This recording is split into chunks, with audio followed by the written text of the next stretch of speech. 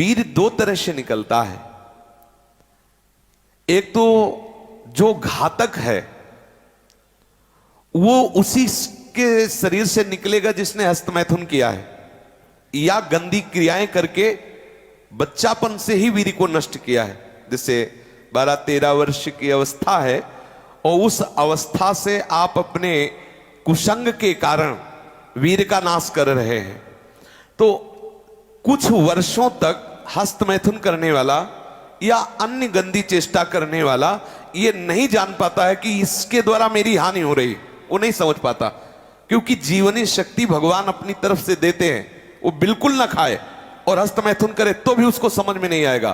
कुछ समय के बाद जब उसकी स्थायी जीवनी शक्ति से क्षीण होना प्रारंभ हो जाएगा, तब उसे वो लक्षण जो हस्तमैथुन करने से नाश ऐसे उस प्रसंग में बताया गया, वो लक्षण उसके जीवन में उत्पन्न होने लगते हैं। ये जो हस्त क्रिया के द्वारा शक्ति का नाश करते हैं, ये प्रतिक्षण काम से युक्त रहते हैं। इनके हृदय में वही चिंतन चलता रहता है। बालक अवस्था से लेकर के यौवन अवस्था तक देखिए आप, इनकी आंखों में देखिए, न तेज होगा न इनकी गंभीरता होगी, बहुत चंचलता, निस्तेज आंखें होगी, चेहरा पीला पड़, जब देखो तो ऐसा लगता है कि शर्मिंदा हो रहे हैं, मुंह छिपा रहे हैं, ऐसा लगेगा। पहला लक्षण है। दूसरा, कुछ इतने निखल्ले ऐसे दिखावटी स्वभाव के, ऐंठ में, अकड़ में, गर्मी में रहते हैं, ये वीर शक्ति के नाश का लक्षण है। गंभीरता नहीं, शांति नहीं, उदारता नहीं, धैर्य नहीं है, वो अपने को बड़ा बड़ा दिखाना चाहते हैं, ये सब उसके नाश के लक्षण हैं। जिनका चेहरा आनंद में देखते ही हृदय में आकर्षण, ये ब्रह्मचर्य का लक्षण है। चेहरा देखो तो उजड़ा हुआ दिखाई देता है, लगता है बिना रोते हुए भी रो रहे हैं, वो सब सिकुड़ गया चेहरा है साहब। जैसे किसी घर में आग लगा दो, इसके बाद दर्शन करो तो कैसा लगता है, वो ऐसे ही उसका चेहरा होता है जिसने अपने जीवन से खिलवाड़ किया है। जो स्वभाव से ही रुक्ष, चिड़चिड़ा, क्रोधी, बात बात पे एकदम रूखा, चेहरा पीला पड़ रहा, फीका पड़, वो चेहरा पीला प्रेम का नहीं, कि वो चेहरा प्रेम में पीला पड़, प्रेम में नहीं, यहां काम की बात हो रही है। मुख पिया आई फिर गई, बदल गए तन रंग, ये प्रेम का लक्षण नहीं, ये काम के लक्षण की यहां बात हो रही। वो मुर्दा की तरह निस्तेज, खिन्न छिन्न ऐसे ही घूमता रहता, कोई लक्ष्य नहीं, कोई उद्देश्य नहीं, बात बात में आलस्य, बात बात में गुस्सा। जो गालों में बिना कोई गुलाबी कुछ लगाए जो गुलाबी दिखाई देती है, वो ब्रह्मचर्य की होती है। और जिनके ब्रह्मचर्य क्षीण हो जाते हैं, झाई पड़ जाती है, देखो देखने में लगता है, क्योंकि बोले कितने को, बोले 18 के, 18 में तो उसकी दुर्गति हो रही, तो 28 और 48 में क्या होगा। जो काले दाग चेहरे में पड़ने लगते हैं, आंखें धसी नजर आती हैं, गाल पीले नजर आते हैं, नाक के आसपास काले काले दाग यहां ऐसे प्रकट हो जाते हैं, ये सब लक्षण हैं जो उन्होंने अपनी शक्ति का नाश कर दिया। जो इस वीर शक्ति का नाश करते हैं, वो बिना बुढ़ापे के सारे लक्षण बुढ़ापे के उनमें होते हैं। कमर में दर्द है, चला नहीं जा रहा है, थोड़ी चढ़ाई में हांफने लगे, अब अवस्था कितनी, बोले 18 की। इस अवस्था में तो मतलब दिशाएं भी कांपे, वो अवस्था है, अब तो दिखाई नहीं देता कोई जवाल। चित्त में कुचिंताएं, छाती में धड़कन, बिना भय के भयभीत हो जाना, थोड़े से भी दुख में ऐसा सोचना कि मैं आत्महत्या कर लूं, ये सब बातें उसी की कमी से हो रही। ये महापुरुषों के अनुभव की झूठी झूठी बातों में एकदम घबरा जाना, कोई झूठी धमकी दे दे तो बस वो ऐसा लगता है अब क्या करूं, किसी कमरे में बंद हो जाऊं, अपने आप को प्राण हत्या करके बचा लूं, ऐसा मैं अपने शरीर को न, ये सारे के सारे लक्षण उसी में प्रकट होते हैं। जो ब्रह्मचर्य का नाश करता है, नींद ना आना, या सोना तो कुंभकर्ण की तरह, मुर्दे की तरह सो जाना, आलस्य, जरा जरा देर में वो निरुत्साहित बातें, आंखों में जलन, भारीपन, ये सब, स्वप्न दोष अधिक होना, ये सब उसी के लक्षण है जो आपने गलतियां की है। अब यदि वो किसी संग के प्रभाव से हस्तमैथुन बंद कर देता है तो उसका वीरपात होगा। अगर वो 3 दिन में वीरपात करता रहा है तो 3 दिन में वीरपात होगा, पक्का होगा, क्योंकि उसका अभ्यास बन गया है। अगर आप ठीक नियम से चलेंगे तो 6 महीना लगेंगे आपको उसको कवर करने में, 6 महीना लगेंगे।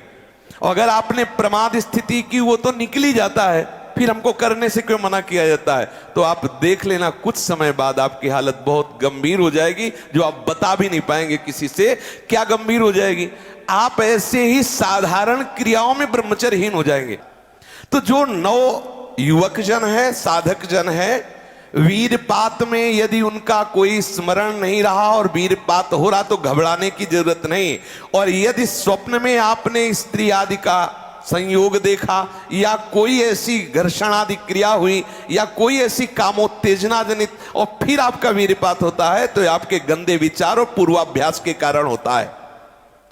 यह बहुत ही गंदी बीमारी है जो आपको अंदर ही अंदर खोखला करती जाएगी। पहली बात, इस स्वप्न दोष से निकलने के लिए हस्त मैथुन को पूर्णतया बंद कर दिया जाए। अगर आप सदगृहस्थ भी हो चुके हैं तो कुछ महीने के लिए आप अखंड ब्रह्मचर्य का नियम लें, जब तक आपका वीरपात होना ठीक ना हो जाए। आप वो हानिकारक जो कामोत्तेजना बढ़ाने वाले भोजन हैं उनको छोड़िए, जैसे अत्यधिक नमक, बहुत कड़वी लाल मिर्च, और जैसे बहुत ही वो मीट मसाला आदि जो बहुत ही कड़वा तीखा, ऐसा गरम मसाला, और बिल्कुल गर्मा गर्म भोजन। ये आपके स्वप्न दोष के ठीक होने की बात है। यदि आप स्वप्न दोष से बचना चाहते हैं तो अत्यधिक नमक, बहुत कड़वी मिर्च, बहुत ही वो उष्ण गर्मा गर्म भोजन, बहुत गर्म मसाले से बना हुआ भोजन, और अत्यंत खट्टी चटनी, जैसे इमली की है, कच्चे आम की चटनी है, और मांस। ये जो लोग कहते हैं कि मांस ताकतवर होता, तुम्हारी चर्बी बढ़ा देगा, ताकत नहीं। ताकत कहते हैं संकल्प शक्ति को। ताकत शरीर शक्ति प्रधानता नहीं होती। संकल्प शक्ति का एक महात्मा पूरे समुद्र को अंजुली में पी गया। देखो, संकल्प शक्ति, शरीर की शक्ति एक सीमित शक्ति है, संकल्प शक्ति एक महान शक्ति है। जो ब्रह्मचर्य से युक्त होता है उसकी संकल्प शक्ति बढ़ती है। भले आप मांस खा के मोटी चर्बी और आप व्यायाम करके दिखा सकते हैं कि देखो मैं ब्रह्मचर्य क्षीण करता हूं लेकिन बलवान हूं, लेकिन आप आत्मशक्तिहीन है। वो आपका मोटा हो जाना बलवान नहीं है, आपके सुंदर सुंदर मांसपेशियां निकल आना वो बल नहीं है। आप शक्ति, बलवान वो है जो आए हुए आंतरिक वेगों को सह जाए। आए हुए आंतरिक वेग को जो सह गया वही बलवान है। ये जो मछली, अंडा, मांस खाते हैं ये कभी इस रोग से मुक्त नहीं हो पाएंगे। और जो लोग कहते हैं मैं तो खाता हूं मेरे अंदर नहीं, विश्वास मत मानना, पक्का झूठा है वो। जो शराब पीता है वो अपने वीर को पवित्र नहीं रख पाएगा। चाहे गृहस्थ हो, चाहे व्यापारी हो, चाहे किसी भी तरह की स्थिति में हो, सावधान हो जाओ, ये शराब आपके जीवन को नष्ट कर देगी। ब्रह्मचर्य में अपने आप एक उन्माद है। थोड़ा अंगूर, मीठे संतरा, सेव, अनार, ये स्वास्थ्यवर्धक वस्तुएं आप ले सकते हैं, लेकिन ऐसे वस्तु जो आपके ब्रह्मचर्य को नष्ट करें, ये पहले भोजन छोड़ें। ध्यान दीजिए, आप पहले ऐसे व्यक्ति का संग छोड़ें जो हस्तमैथुन कराने के लिए उत्साहित करे या जो गंदे आचरण में, चाहे वो स्त्री साधक हो या पुरुष साधक, दोनों सावधान। ये रोग एक में ही नहीं होता, ये रोग दोनों शरीरधारियों में होता है। कामोत्तेजना दोनों को आती है। गंदे संग के कारण दोनों साधक गंदी आचरण कर बैठते हो, दोनों इस रोग से पीड़ित होते। पुरुष तो इस रोग को प्रकट कर देता है, माताएं बहनें इस रोग को प्रकाशित नहीं कर पाती, लेकिन पीड़ित होती है इस रोग से। यदि सावधान उपासक न चले तो चाहे स्त्री शरीर हो चाहे पुरुष शरीर, उसको कष्ट होता है। दूसरी बात इसमें सहयोग है 4 बजे उठना। ये जो लोग सुबह 8 बजे तक 9 बजे तक सोते रहते हैं और सोचते रहते हैं कि हम ब्रह्मचर्य रह पाएंगे या स्वप्न दोष से निकल पाए, कभी नहीं हो सकता। भगवान सूर्य जब उदय होते हैं तो आपकी आत्मशक्ति नष्ट होने लगती है। यदि आप उठ करके उनका स्वागत न करें, अर्घ्य न दें, प्रणाम न करें, जग कर भगवान नाम जप न करें, 4 बजे से 6 बजे तक का समय पूरे 24 घंटे के लिए पावर वाला समय है। यदि उस समय आप सो रहे हैं तो वो हमारी बात भी न सुने, वो इस काबिल नहीं कि इसको धारण कर सके। जो सुबह 4 बजे से 6 बजे तक सोएगा वो ब्रह्मचारी रह ही नहीं सकता, पक्का। कुछ लोगों को लगता है कि 1-2 बजे ही स्वप्न दोष हो जाता है, 4 बजे की आवश्यकता नहीं। तुमने गलत आदतें की, तुमने अपनी नस नाड़ियों को इतनी घर्षण शक्ति से कमजोर कर लिया है कि रोकने की क्षमता नहीं रखी। तो आपको उदास नहीं होना, ऐसा भोजन छोड़ो, ऐसा संग छोड़ो और 4 बजे जगो। जगने पर तत्काल आप बासी पानी पिए, तांबे के पात्र में रखा हुआ पानी, और लीटर 2 लीटर पिए। ऐसा ना करें कि आप एक गिलास में छोटा कस की पीजिए। अगर उल्टी हो जाती तो और अच्छा है, आप पी के तो देखिए। वज्रासन में बैठकर जल पीजिए, फिर थोड़ा टहलिए, सोच जाइए। आप गृहस्थ हो, विरक्त हो, कोई भी हो, अगर आप शुद्ध ब्रह्मचर्य रहना चाहते, स्वप्न दोष से निपटना चाहते, तत्काल व्यायाम कीजिए। 30 मिनट कम से कम। दंड है, बैठक है, और भी आसन है योगियों ने बताए हैं। और फिर 20 मिनट कम से कम प्राणायाम कीजिए, कपालभाति, अनुलोम विलोम आदि जो भी आप सीख पाए। और इसके बाद 30 मिनट तक कोई खान पान ना कीजिए। प्राणायाम व्यायाम के 30 मिनट तक ना आप चाय पीजिए ना पानी। चाय तो बड़े बूढ़ों की बात है, आपका शरीर रोगी हो तो चाय की जरूरत क्या है। ब्रह्मचारी अपने आप में इतना चाय होता है कि उसे जरूरत ही नहीं दूसरे किसी गर्म पदार्थ पाने की। अब ये सावधानी रखे कि जैसे आजकल बहुत बड़ा खतरनाक चल गया है स्मार्ट मोबाइल, इंटरनेट। उसमें क्या है कि बहुत से बच्चे विषयाकर्षण के कारण गंदी फिल्में, जिनमें हमारा शास्त्र आदेश करता है किसी भी पक्षी को भोग करते ना देखे।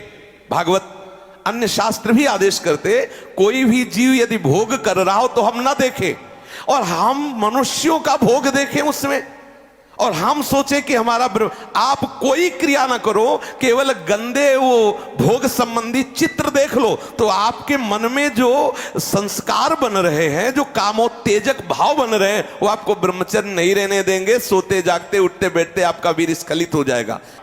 ये स्त्री संबंधी, पुरुष संबंधी, भोग संबंधी वार्ता हमारे अंदर संस्कार डालती है और हम समझ नहीं पाते। वो हमारे अंदर ऐसी अग्नि पैदा करती है जिससे वीर शक्ति स्खलित हो जाती है। कभी हम सोच में बैठे लघु शंका में तो सबसे पहले वीर स्खलित हो गया।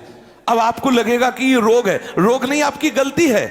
आपने जो गलत चिंतन किया, क्रिया नहीं की, लेकिन मनोवाह नाड़ी ने संपूर्ण शरीर से वीर को खींच करके वो निकाल दिया। अब निकल जाएगा वो आपकी असावधानी के समय। इसलिए आप सावधान रहे। कभी भी कोई ऐसे ग्रंथ को ना पढ़ें जिसमें कामोत्तेजक भाव लिखे हो। हम आहार पर दृष्टि रखें। जैसे हम रात्रि के समय शयन करते हैं तो सावधानी रखें कि शयन के 1 घंटा पहले ही दूध ले लें गरम। अगर हम गर्म दूध लेके सोएंगे तो निश्चित वीर्यपात हो जाएगा। जब हम जान ले कि हमें कब्ज हो रहा है तो हम सरल औषधि लें। ऐसे कोई चूर्ण न लें जो बहुत कड़े गर्म हो, जो हमें ब्रह्मचर्यहीन कर दे। जैसे आंवला है और वो हर है, बहेड़ा है, त्रिफला का प्रयोग करें। वैसे प्रत्येक साधक को भोजन में 1 आंवले का प्रयोग कर लेना चाहिए, तो कब्ज भी दूर रहेगी और शीतलता भी रहेगी। और आंवला पवित्र भजन में भी सहयोगी होता है और भी स्वादिष्ट भी होता है। आप मीठा आंवला ले सकते हैं, आप खट्टा करके ले। वो आंवला खटाई में भी नहीं आता, और खटाई भी है, वो आपके साधन में भी आएगा। कब्ज ना रहने पावे। अगर हमारे शरीर में, पेट में कब्ज है तो कब्ज में, आंतों में जो जमा हुआ मल है वो ऐसी उत्तेजना पैदा करेगा कि आपका वीर स्खलित हो जाएगा। इसलिए कब्ज भी ना होने पावे। साधक अगर इन नियमों का पालन करे, और भगवत स्मरण प्रधान है। ब्रह्मचर्य में सबसे प्रधान औषधि है स्मरण। आपकी जो स्मृति कामुक हो गई है उसको बदलिए। अगर आपका चिंतन नहीं बदला तो आप चाहे जितनी औषधियां खा ले, आप ब्रह्मचर्य को संभाल नहीं सकते। औषधि एक सपोर्ट है। यदि आप ब्रह्मचर्य को ठीक करना चाहते हैं, किसी आयुर्वेदिक वैद्य से कुछ दिन के लिए औषधि ले लीजिए। बकाया रोज औषधि नहीं लीजिए। आप रोज ऐसा करें, प्रातः काल उठ करके 1 तुलसी की पत्ती ले। जैसे आप नहा धो चुके, 1 तुलसी दल लिया, ठाकुर जी के चरणों में चढ़ा दिया। और रात्रि के समय शाम टाइम 1 नीम की पत्ती ले, 1 पत्ती, और कुछ दिन उसे पाइए। अगर आपको पच जाए तो फिर 1-1 बढ़ा दीजिए, 10-10 पत्ती तक जाइए। किसी और औषधि की जरूरत नहीं। हर रोग का निवारण तुलसी की पत्ती और नीम की पत्ती सुबह शाम करने से हो जाए। आप देख लीजिए, ये ज्यादा औषधियों को ना खाए, नहीं तो जब औषधि छोड़ोगे तब कमजोर हो जाओगे। अगर आप बहुत हालत खराब है तो आयुर्वेदिक कुछ ऐसी औषधियां कई महात्माओं ने निकाली है जो आपकी वीर्य को पुष्ट करती है। उनको सहयोग के लिए ले ले और बकाया चिंतन बदले, कुसंग का त्याग करे, भोजन सात्विक रखे और नींद भर ही सोए। ज्यादा नहीं कि प्रमाद स्थिति में पड़े रहोगे तो फिर भी ब्रह्मचर्य हानि की संभावना है। नींद भर सोए, प्रातःकालीन वेला पर जग जाए, प्राणायाम व्यायाम करे तो निश्चित इस पर विजय प्राप्त। ऐसे ऐसे साधक हैं कि 10-10 वर्ष हो गए स्वप्न दोष नहीं हुआ। 10-10 वर्ष हो गए स्वप्न दोष ही नहीं हुआ। ऐसे भी उपासक है हमारे पास है, अपने पास है। 10 वर्ष हो गए स्वप्न दोष ही नहीं हुआ। तो क्या है, उन्होंने संयम किया, वीर जो है स्थगित हो गया, परिपक्व हो गया, धीरे धीरे ऊर्ध्वगामी होने लगता है। आप कभी घबराए नहीं साधक, सावधानी पूर्वक ये जो जो बातें बताई गई अपने जीवन में उतारे, चाहे गृहस्थ हो चाहे विरक्त, वीर ही अमृत है, वीर त्याग ही मृत्यु है, इतना समझ ले। श्री राधा वल्लभ लाल की।